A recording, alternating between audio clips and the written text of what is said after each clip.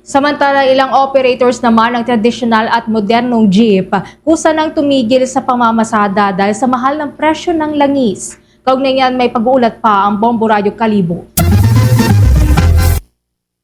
Kusa nang tumigil sa pamamasada ang ilang operators and drivers ng traditional at modernized jeepney sa ilalim ng Cooperative Alliance for Modernized Transport Business Industry Operation dahil sa hindi na nila kaya ang mataas na presyo ng produktong petrolyo. Ayon kay Louie Tabios, presidente ng sabing kooperatiba, halos dumoble ang kanilang gastos kaysa sa kinikita dahil sa sunod-sunod na pagtaas ng presyo ng langis kung saan lubos umano silang nahirapan na sa kanilang sitwasyon na halos pagod na katawan na lamang ang kanilang inuuwi sa kanilang pamilya. Dagdag pa nito na hindi na nila kayang tapatan ang mataas na presyo ng krudo kung kaya't kusa na lamang silang tumigil sa paglagari sa mga pangunahing kalsada sa Maynila at naghanap na lamang ang mga ito ng ibang pagkakakitaan para ibuhay sa kanilang buong pamilya. Hindi na aniya makatarungan ang kanilang kasalukuyang sitwasyon kahit na may ginagawang hakbang ang pamahalaan na gaya ng pamamahagi ng ayuda dahil hindi naman ito sapat na tulong para sa kanilang pinapasan na suliranin.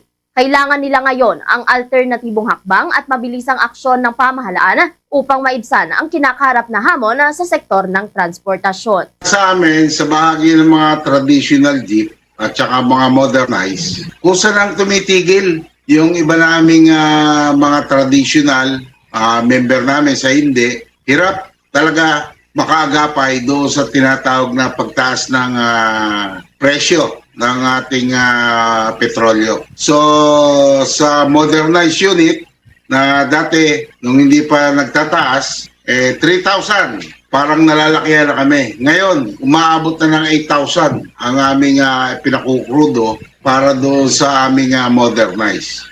Sa traditional, halos doble rin, mahigit sa doble. Kaya halos sa mga nagbaboundary naming mga kapatid sa mga traditional jeep, halos wala nang nauwi. Naghahanap na sila ng ibang mapapasukan. Hindi kayang ibuhay ang ganitong sistema ng pagtaas ng krudo, hindi makakaagapay. Si Louie Tabios, presidente ng Cooperative Alliance for Modernized Transport Business Industry Operation, sa kanyang naging pahayag.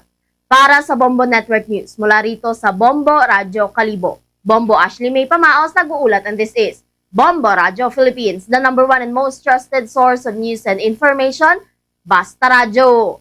Bombo! For the most trusted source of news and information, visit our website at www.bomboradio.com. Follow us on Bombo Radio mobile app, Facebook, YouTube, TikTok, and X, formerly Twitter.